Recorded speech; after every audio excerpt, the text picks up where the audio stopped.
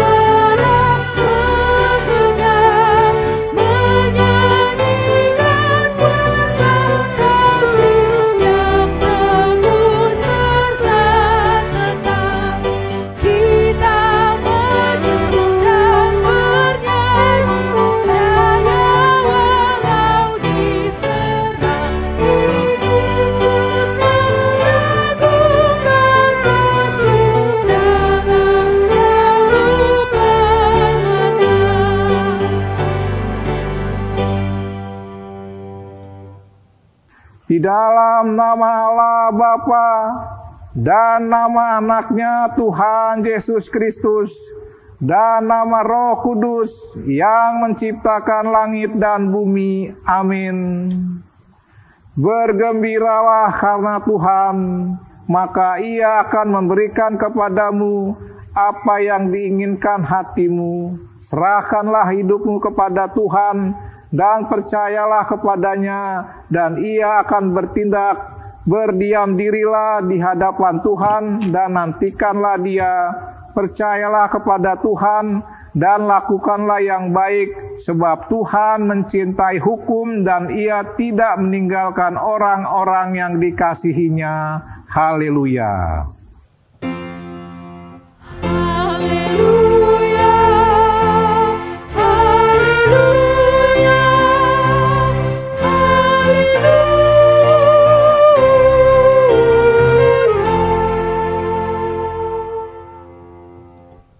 Marilah kita berdoa. Ya Tuhan Allah Bapa kami, bimbing dan kuatkanlah kami dengan Roh-Mu, agar kami mendengar dan menerima firman-Mu. Teguhkanlah firman-Mu di dalam hati kami, supaya kami menjadi baru dan kudus, Tolonglah kami agar kami semakin percaya kepada anak-Mu, Tuhan Yesus Kristus, dan memperoleh hidup yang kekal. Amin. Kita bernyanyi Kidung Jemaat nomor 412 ayat 1 dan 2.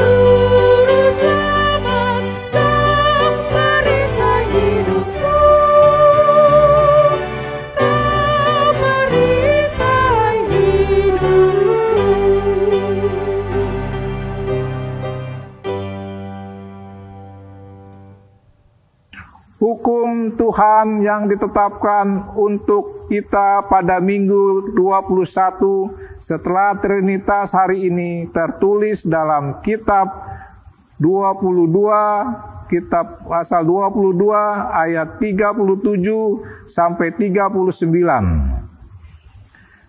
Jawab Yesus kepadanya, "Kasihilah Tuhan Allahmu dengan segenap hatimu, dan dengan segenap jiwamu, dan dengan segenap akal budimu. Itulah hukum yang terutama dan yang pertama. Dan hukum yang kedua yang sama dengan itu ialah, kasihilah sesamamu manusia seperti dirimu sendiri. Demikianlah hukum Tuhan." Marilah kita berdoa memohon kekuatan dari Tuhan kita. Ya Tuhan Allah, kuatkanlah kami untuk melakukan yang sesuai dengan hukum-Mu. Amin. Bernyanyi Kidung Jemaat nomor 413 ayat 1 dan 2.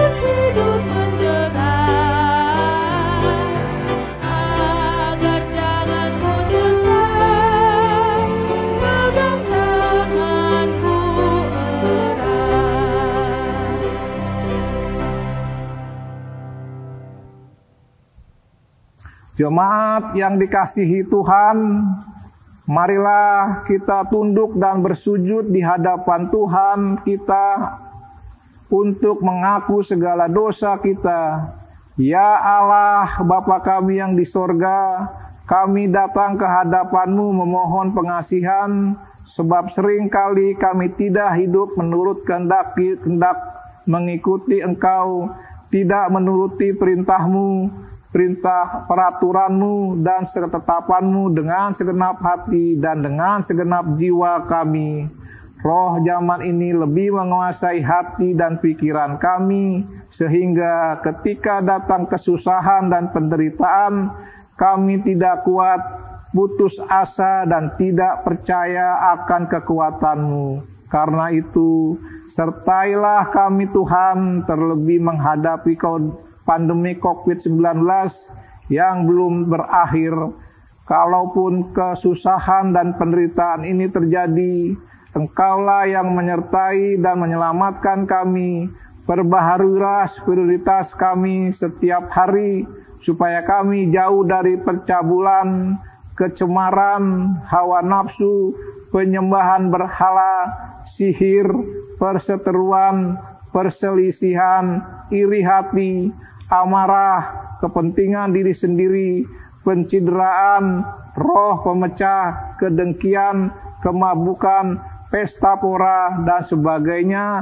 Kasihanilah kami supaya kami layak di hadapan-Mu. Ya Allah, Bapa kami yang di sorga, baharuilah spiritualitas kami. Ya Allah, Bapa kami yang di sorga, Engkau mengampuni dosa kami, orang yang hina dan tercela ini di dalam anak kesayangan-Mu. Kasihanilah kami, orang yang berduka cita, yang berdosa ini. Nyatakanlah di dalam hati dan jiwa kami ini akan keampunan segala dosa dan kesalahan kami itu.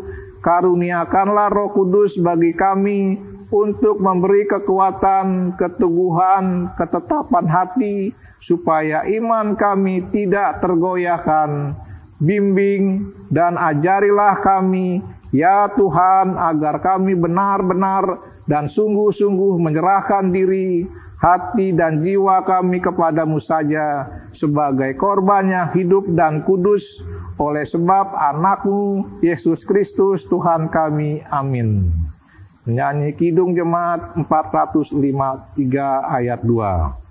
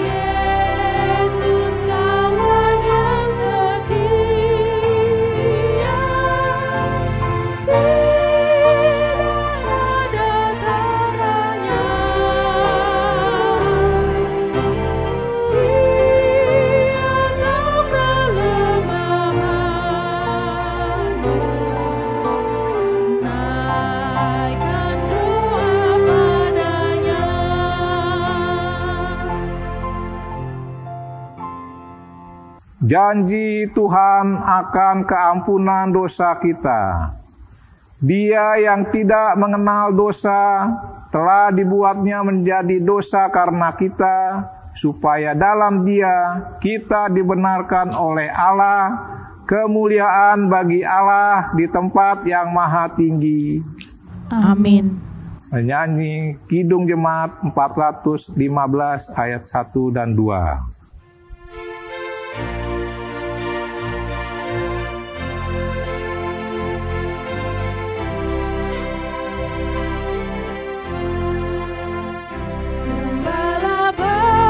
Bersuling dan merdu, membimbing aku pada air tenang, dan memberikan aku berteduh di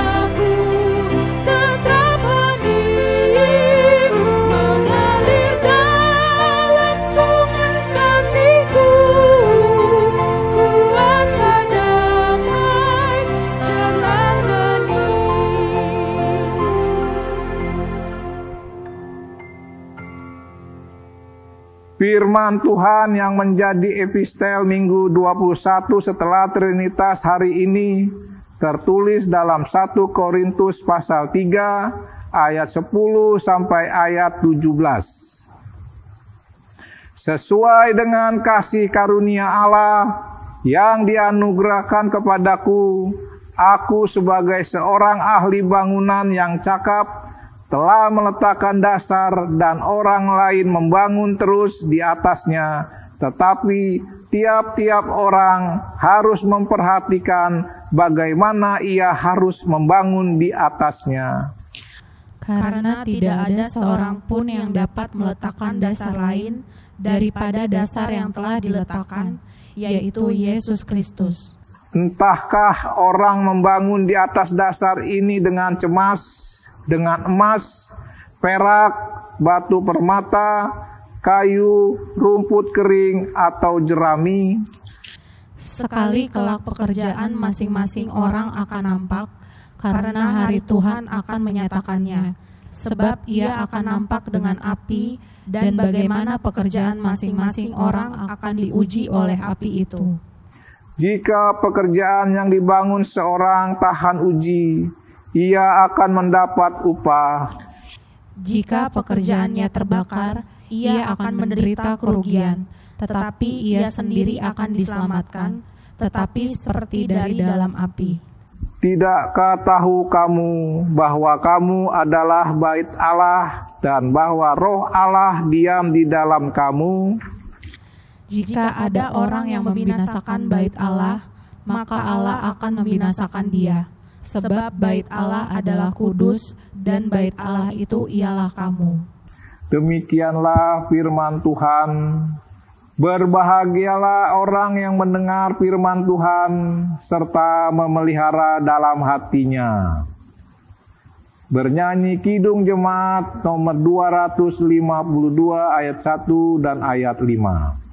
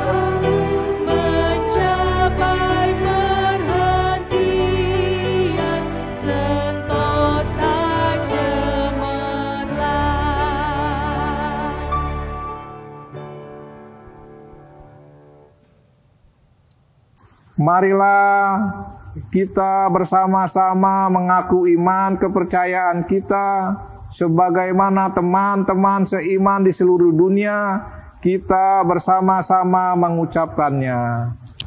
Aku percaya kepada Allah Bapa yang Maha Kuasa atas langit dan bumi. Aku percaya kepada Yesus Kristus, anaknya yang tunggal Tuhan kita, yang dikandung daripada Roh Kudus, lahir dari anak darah Maria, yang menderita sengsara di bawah pemerintahan Pontius Pilatus, disalibkan, mati dan dikuburkan, yang turun dalam kerajaan maut.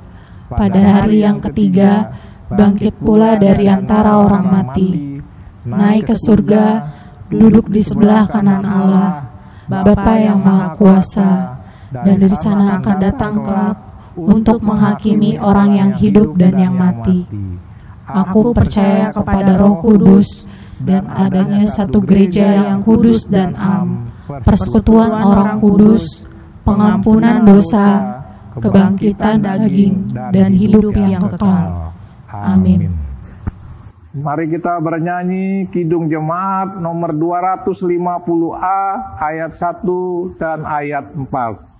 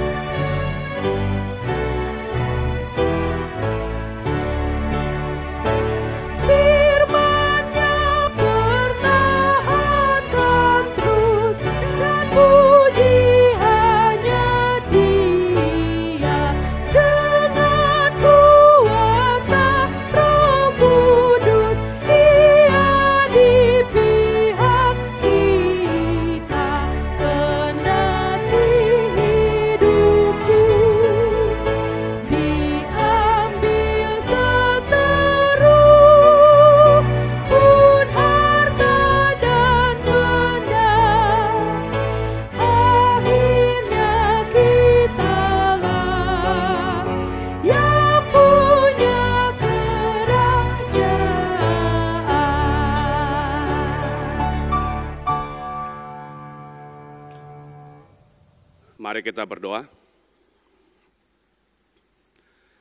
Damai sejahtera Allah yang melampaui segala akal dan pikiran, itulah kiranya yang memelihara hati dan pikiranmu, di dalam nama Yesus Kristus Tuhan kita. Amin. Jemaat yang dikasihi Tuhan Yesus Kristus, marilah kita mendengarkan firman Tuhan.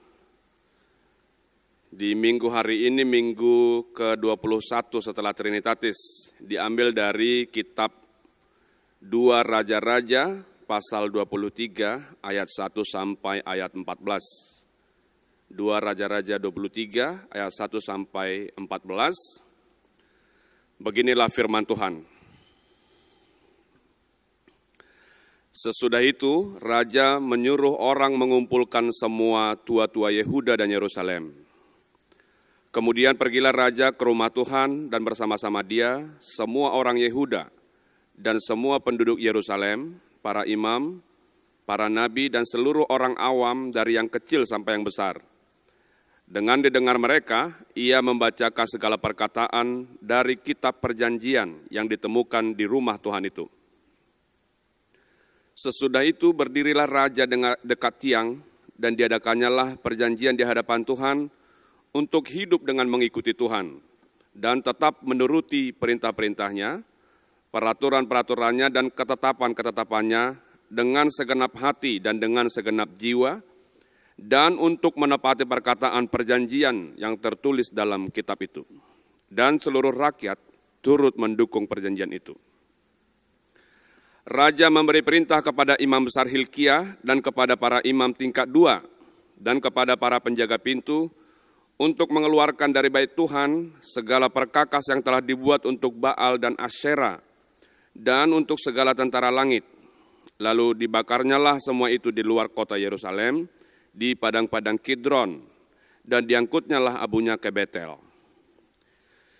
Ia memberhentikan para imam dewa asing yang telah diangkat oleh raja-raja Yehuda untuk membakar korban di bukit pengorbanan di kota-kota Yehuda dan di sekitar Yerusalem.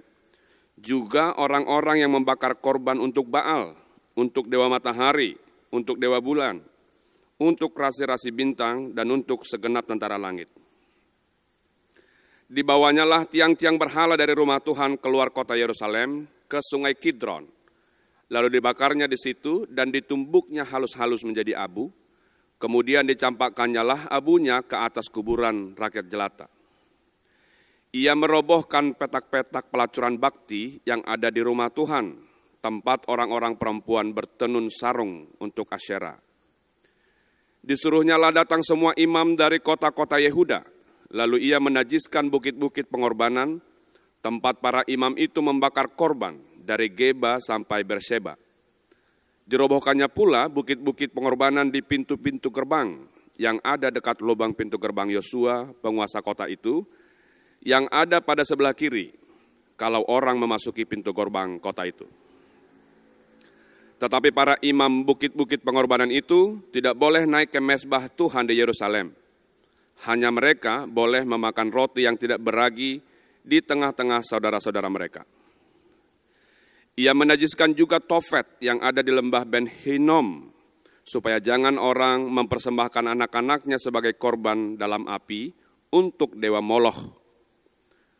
Dibuangnya lah kuda-kuda yang ditaruh oleh raja-raja Yehuda untuk dewa matahari di pintu masuk ke rumah Tuhan, dekat bilik Natan Melech, pegawai istana, yang tinggal di gedung samping, juga kereta-kereta dewa matahari dibakarnya dengan api. Mezbah-mezbah yang ada di atas Sotoh, tempat peranginan Ahaz, yang dibuat oleh raja-raja Yehuda, dan mezbah-mezbah yang dibuat Manasye di kedua pelataran rumah Tuhan, dirobohkan oleh raja, dan diremukkan di sana, lalu dicampakkannya abunya ke sungai Kidron. Bukit-bukit pengorbanan yang ada di sebelah timur Yerusalem, di sebelah selatan bukit kebusukan, dan yang didirikan oleh Salomo Raja Israel untuk Ashitoret, dewa kejijikan sembahan orang Sidon, dan untuk Kamos, dewa kejijikan sembahan Moab, dan untuk Milkom, dewa-dewa kekejian sembahan orang Amon, dinajiskan oleh raja. Ia memecahkan tugu-tugu berhala dan menebang tiang-tiang berhala, lalu ditimbuninya tempat-tempat itu penuh dengan tulang-tulang manusia. Demikianlah pembacaan firman Tuhan. Jemaat yang dikasihi Tuhan Yesus Kristus, lebih dari 500 tahun yang lalu, tepatnya pada tanggal 31 Oktober 1517, terjadi perubahan besar di dalam gereja yang dimotori oleh seorang reformator bernama Martin Luther, yaitu untuk mereformasi ajaran dan kehidupan iman gereja pada waktu itu, karena pada waktu itu banyak ajaran dan kehidupan gereja yang melenceng dari firman Tuhan, yang telah menyalahi firman Tuhan. Kejadian itu sudah berlangsung lama, dan akhirnya ada orang yang berani mengkritik gereja dan menyuarakan reformasi, pembaharuan total, yaitu Martin Luther. Dan reformasi itu diawali oleh ajaran-ajaran yang salah di dalam gereja, dan puncaknya adalah ajaran indulgensia pada waktu itu. Ajaran indulgensia adalah jual beli surat penghapusan dosa yang dimotori oleh John Tetzel. Pada waktu itu ada ajaran yang mengatakan bahwa kalau ada orang yang berdosa dan dia membeli surat penghapusan dosa atau indulgensi, maka dosanya akan diampuni. Jadi ajaran waktu itu mengatakan begitu uang yang disumbangkan itu jatuh ke dalam kotak persembahan, dan begitu lentingannya terdengar, seketika itu juga jiwanya melompat ke dalam kehidupan atau ke surga, kata mereka pada waktu itu. Nah, disinilah kemudian Martin Luther mengkritik gereja dan memotori gerakan reformasi dengan menempelkan 95 tesis atau 95 dalil di pintu gereja Wittenberg di Jerman. Dan tanggal itulah kemudian yang diperingati sebagai tanggal Hari Reformasi Gereja yang kebetulan jatuh kemarin tanggal 31 Oktober tahun 2020. Ada 3 semboyan atau ajaran utama yang dikumandangkan oleh Luther dari 95 dalil yang dia tempelkan itu, dan itu sangat kita kenal sekarang, yaitu sola fide, sola gratia, dan sola scriptura. Sola fide artinya adalah oleh karena iman, keselamatan itu hanya oleh karena iman. Sola gratia yang artinya adalah bahwa kita mendapatkan keselamatan itu dengan gratis atau anugerah, dan kemudian sola scriptura, bahwa semua kebenaran itu sumbernya hanya dari kitab suci. Tidak ada kebenaran yang kita dapat dari sumber-sumber yang lain, hanya dari kitab suci. Saudara-saudara yang dikasihi Tuhan Yesus Kristus, hari ini kita telah mendengarkan firman Tuhan yang menceritakan mengenai reformasi yang juga dilakukan oleh Raja Yosia dulu di Yerusalem, di kerajaan Israel, kerajaan Yehuda. Ketika ada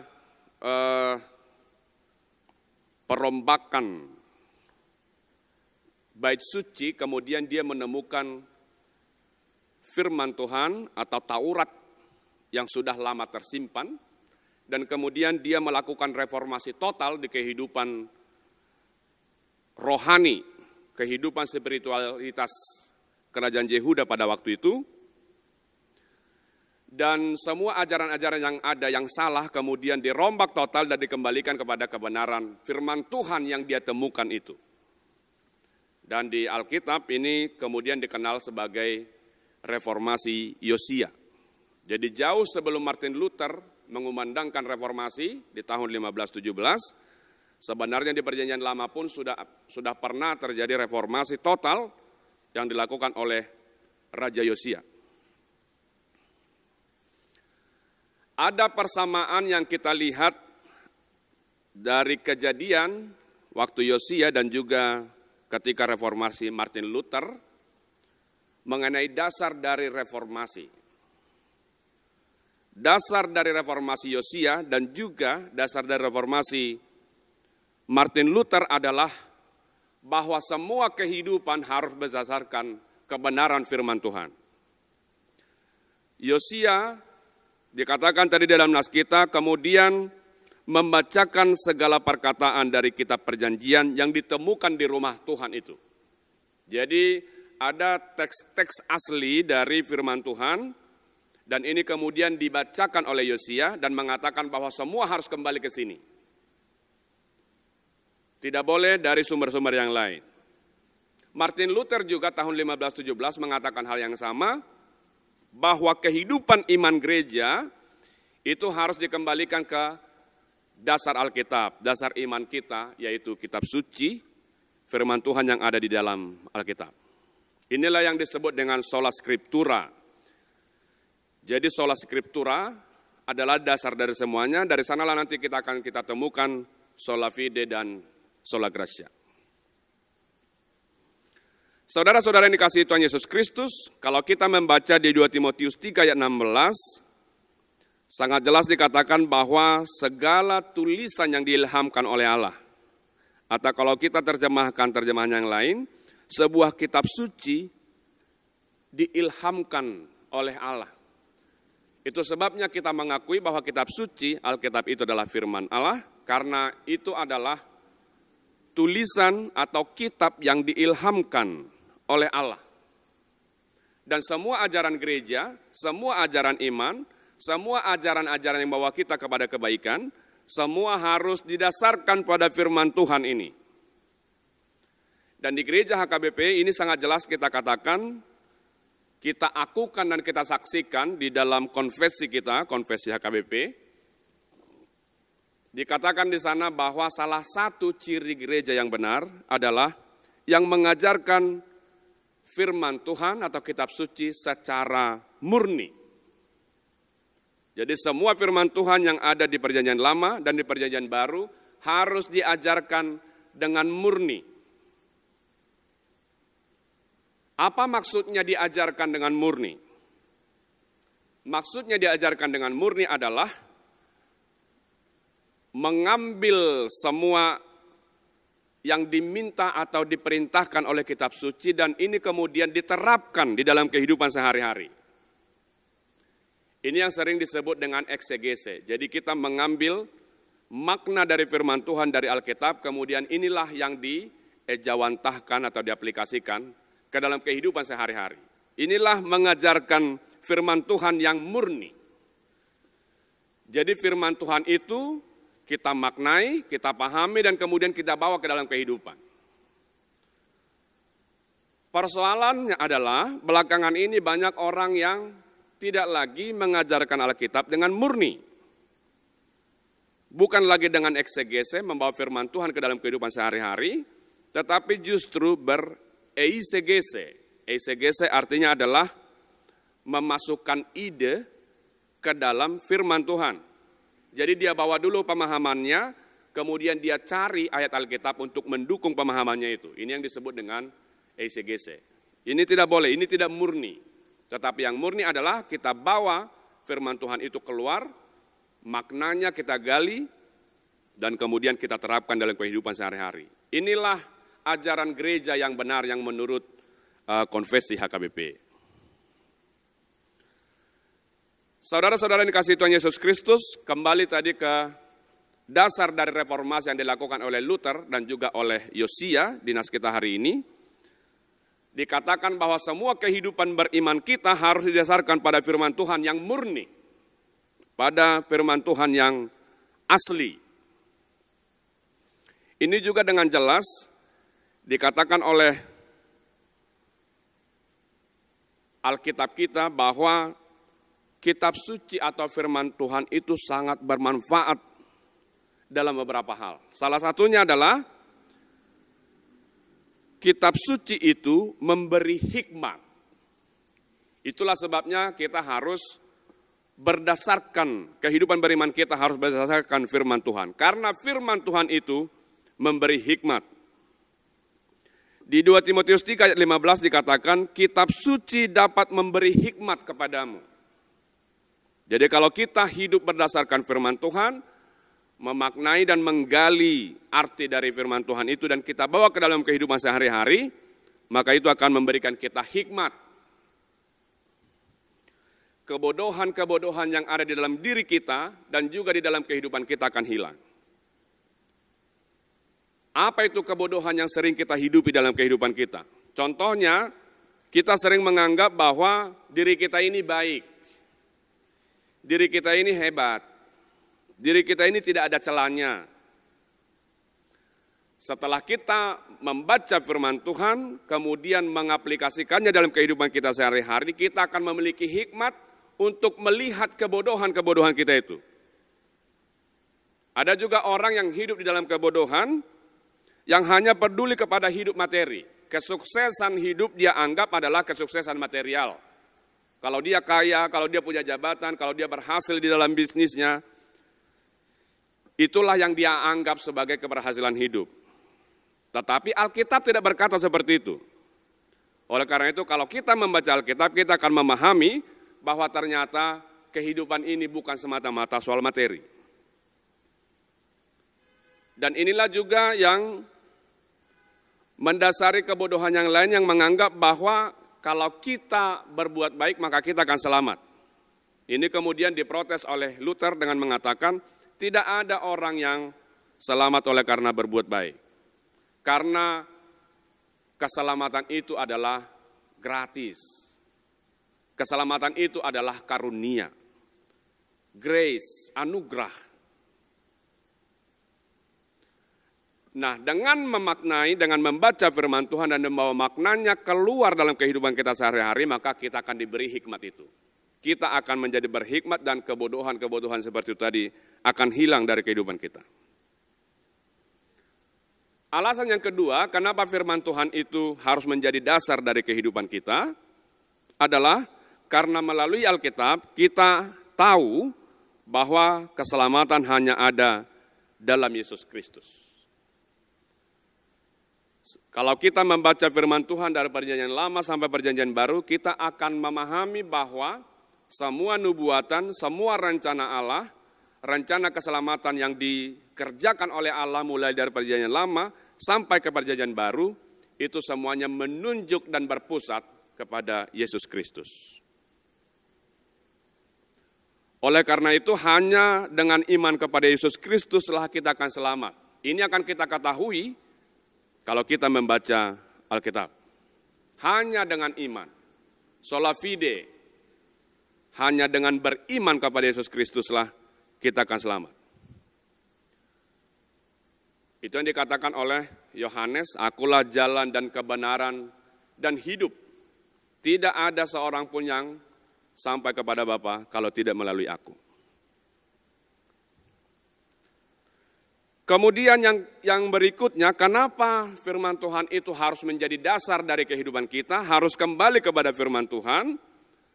Karena dengan kembali ke Alkitab, dengan memahami dan mengerti Alkitab, kita akan tahu sebenarnya yang diinginkan Tuhan itu apa dari kehidupan kita. Karena di dalam kehidupan sekarang, banyak orang yang hanya mengedepankan selera manusia, tetapi membelakangkan selera Tuhan.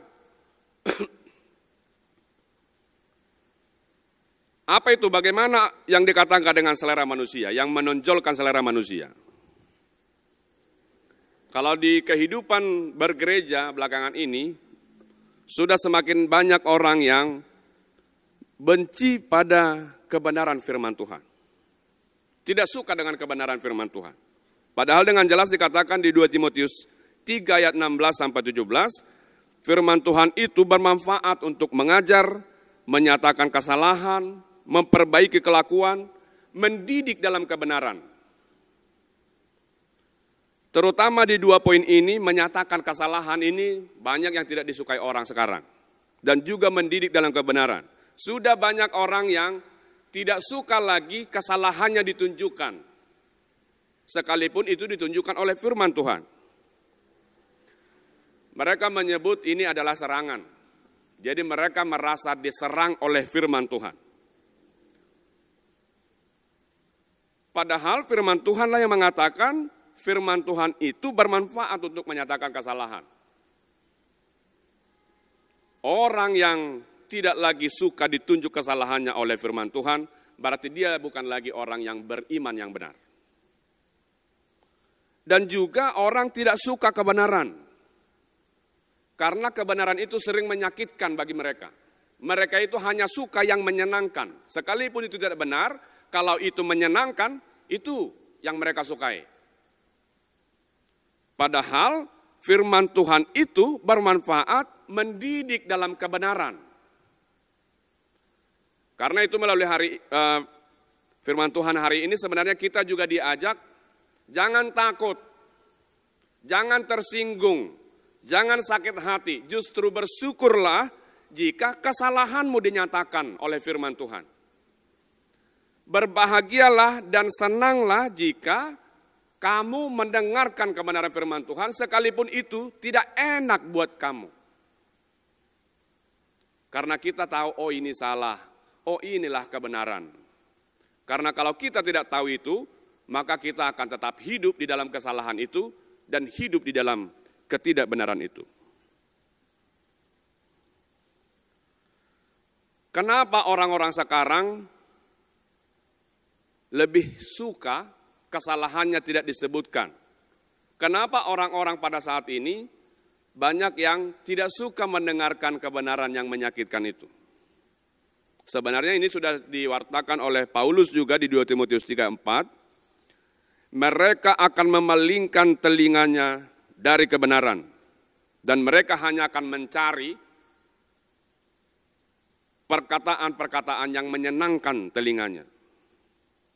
Ini sekarang yang banyak dicari orang. Yang penting menyenangkan, itu benar atau salah, soal lain.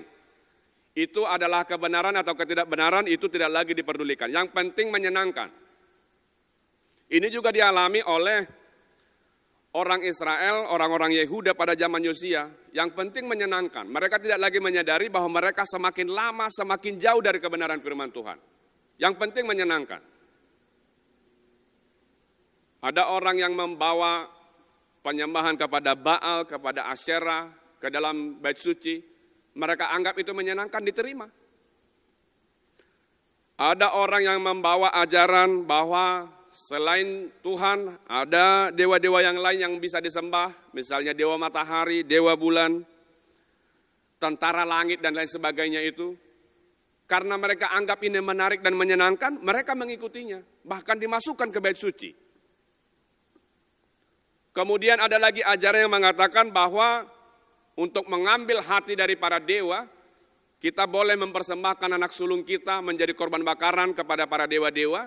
Mereka anggap ini menarik, mereka terima. Karena itu menyenangkan bagi mereka. Bahkan ada waktu itu paham dari ajaran-ajaran yang lain yang masuk, yang menyenangkan itu, yaitu untuk menghormati dewa Asyera. Katanya ada salah satu ritus yaitu yang disebut dengan pelacuran suci. Mereka anggap ini menarik dan menyenangkan. Mereka terima. Dan semua berbaur di dalam kitab suci, di dalam bait suci.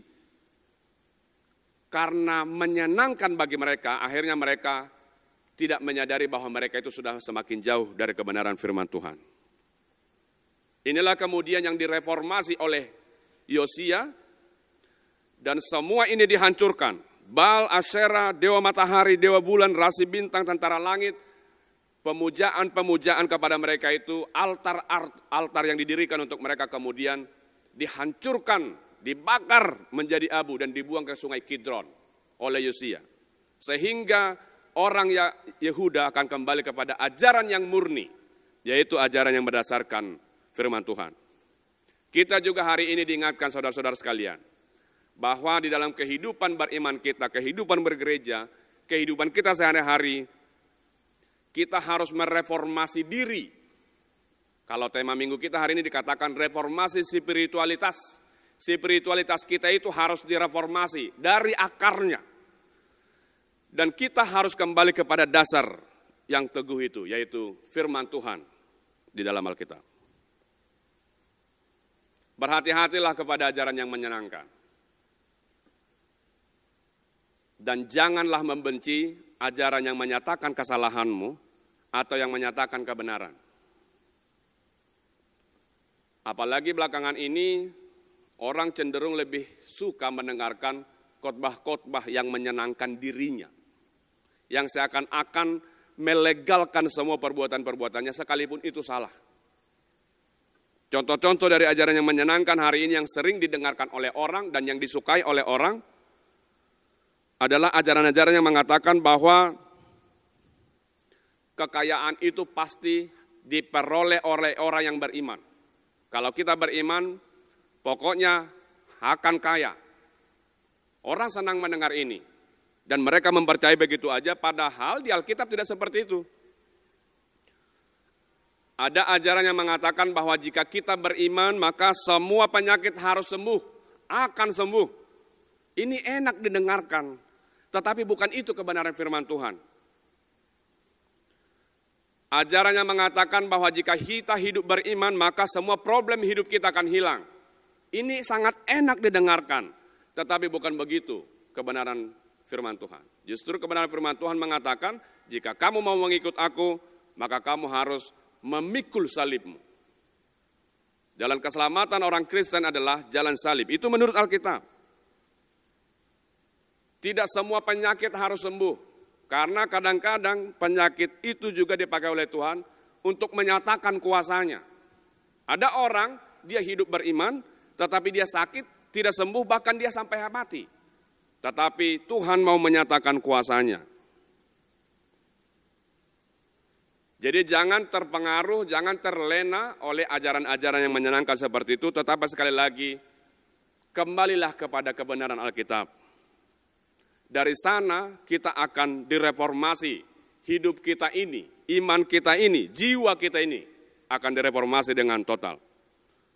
Ada juga ajaran lain yang menyatakan bahwa asal kamu percaya maka kamu selamat. Tidak perlu bertobat, tidak perlu mengubah hidupmu. Oleh karena itu banyak orang yang mengatakan dirinya dia orang beriman, tetapi kehidupannya tidak menggambarkan bahwa dia adalah orang yang beriman. Dia tetap hidup di dalam dosa, tetap hidup di dalam kejahatan. Ini akibat dari ajaran yang mengatakan bahwa asal percaya saja sudah selamat. Padahal sangat jelas di dalam Alkitab dikatakan untuk memperoleh keselamatan, yang pertama sekali harus kita lakukan adalah bertobat. Karena itu hari ini juga kita dipanggil untuk bertobat, mengubah diri kita, mengubah kehidupan kita. Telitilah hidupmu. Jika masih ada di sana perbuatan-perbuatanmu atau kehidupanmu yang tidak sesuai dengan firman Tuhan, bertobatlah. Sekali lagi kembalilah kepada Alkitab, kepada firman Tuhan yang murni, dan ambillah maknanya dari dalamnya, dan hidupilah itu. Niscaya kita akan hidup di dalam kebaharuan hidup. Kita akan hidup di dalam kehidupan yang baru, yaitu kehidupan yang murni, kehidupan yang benar-benar diingini dan disukai oleh Tuhan. Inilah yang disebut dengan reformasi spiritualitas. Ada satu moto gereja yang dipertahankan sampai sekarang tentang reformasi. Ecclesia reformata semper reformanda. Artinya gereja adalah hasil dari pembaharuan, dan pembaharuan itu akan berkelanjutan terus-menerus di dalam kehidupan gereja, di dalam kehidupan beriman jemaat. Marilah kita terus setiap hari kembali kepada firman Tuhan agar kita dibaharui, agar kita selalu diberi pemahaman yang baru, pemahaman yang benar, pemahaman yang diinginkan dan disukai oleh Tuhan di dalam kehidupan kita. Amin, mari kita berdoa. Terima kasih Tuhan untuk firman-Mu hari ini yang mengingatkan kami bahwa kami harus kembali kepada kebenaran firman-Mu.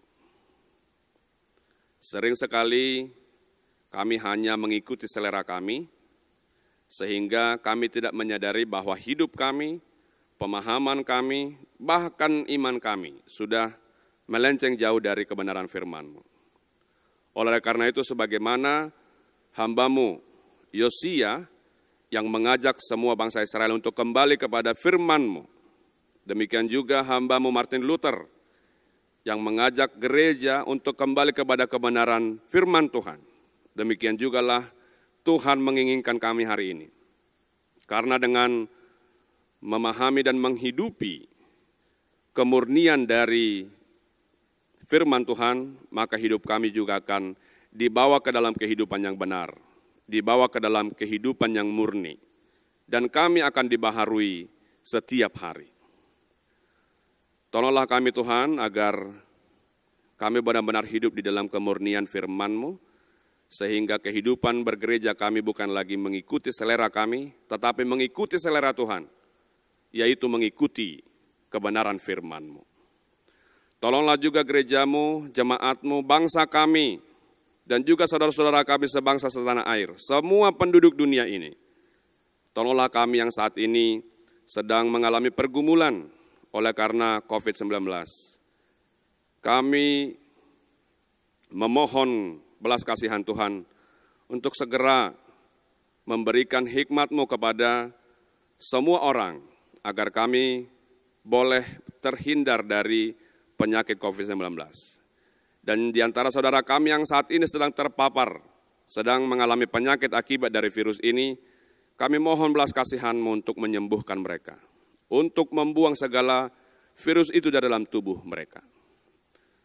Kami juga memohon belas kasihan-Mu untuk semua jemaat-Mu, di dalam kehidupan mereka, kehidupan ekonomi, kehidupan keluarganya. Tuhanlah yang memimpin dan menolong mereka, memberikan kepada mereka kehidupan, kebahagiaan, dan ketentraman. Di dalam nama Yesus Kristus kami berdoa dan mengucap syukur. Amin. Marilah kita bernyanyi dari pelengkap Kidung Jemaat nomor 165 ayat 1 dan ayat 2 sambil mengumpulkan persembahan.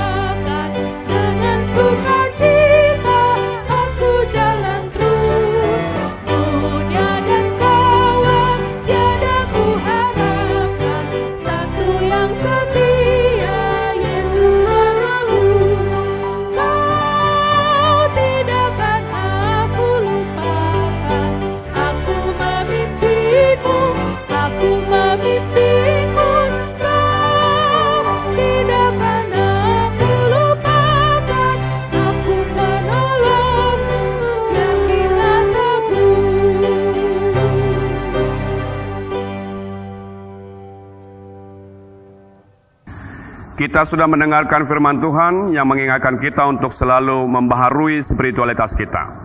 Berjanjilah di hadapan Tuhan untuk hidup dengan mengikuti Tuhan dan tetap menuruti perintah dan ketetapannya dengan segenap hati dan dengan segenap jiwamu. Janganlah lagi tinggal di dalam kegelapan, tetapi hiduplah di dalam terang. Tetapi kamulah bangsa yang terpilih, imamat yang rajani, bangsa yang kudus, umat kepunyaan Allah sendiri, supaya kamu memberitakan perbuatan-perbuatan yang besar dari Dia, yang telah memanggil kamu keluar dari kegelapan kepada terangnya yang ajaib. Ya Tuhan Allah, kiranya Roh Kudus-Mu tinggal di dalam kami, supaya kami hidup di dalam terang. Pergilah ke tengah-tengah dunia ini, kepada keluargamu, gereja dan negara. Kerjakanlah pekerjaan yang baik. Lakukanlah pekerjaan yang menghasilkan pembaharuan di antara kamu, supaya kamu layak menerima janji Tuhan. Dan hiduplah di dalam kasih, sebagaimana Kristus Yesus juga telah mengasihi kamu, dan telah menyerahkan dirinya untuk kita, sebagai persembahan dan korban yang harum bagi Allah.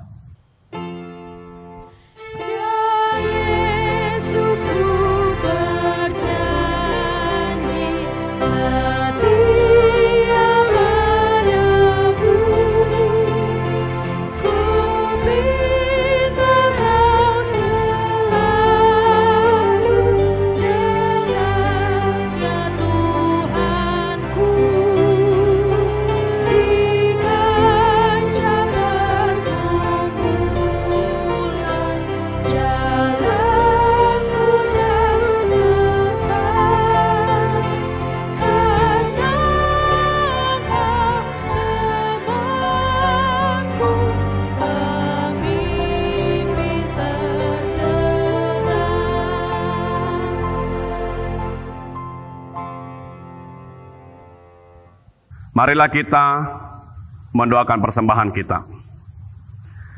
Ya Allah Bapa kami yang di sorga, kami mengaku bahwa Tuhan adalah sumber dari segala karunia yang melimpah dalam kehidupan kami masing-masing. Sebahagian daripada karunia itu kami serahkan kembali sebagai persembahan kepada Tuhan. Terimalah dan berkatilah persembahan umat-Mu ini, agar dapat kami pergunakan untuk pekerjaan dan pelayanan kerajaan Tuhan di dunia ini.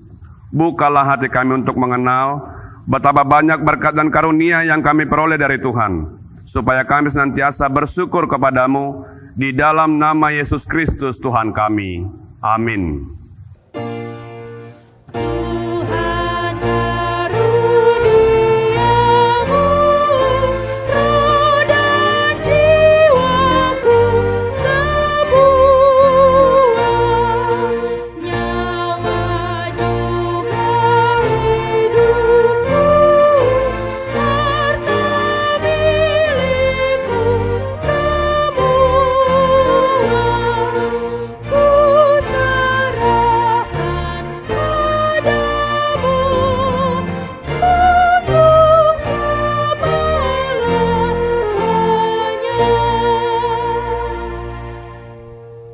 Bapa kami yang di sorga, dikuduskanlah namamu, datanglah kerajaan-Mu, jadilah kehendak-Mu di bumi seperti di sorga. Berikanlah kami pada hari ini makanan kami yang secukupnya, dan ampunilah kami akan kesalahan kami, seperti kami juga telah mengampuni orang yang bersalah kepada kami. Dan janganlah membawa kami ke dalam pencobaan, tetapi lepaskanlah kami daripada yang jahat.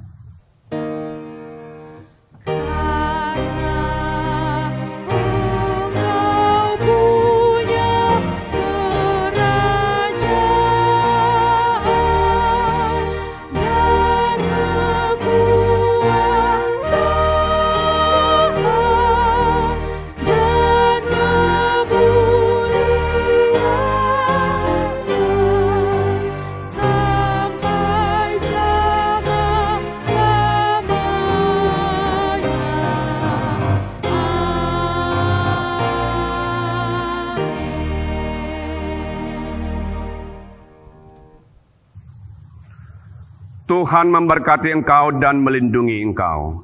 Tuhan menyinari engkau dengan wajah-Nya dan memberi engkau kasih karunia. Tuhan menghadapkan wajah-Nya kepadamu dan memberi engkau damai sejahtera. Amin. Amin.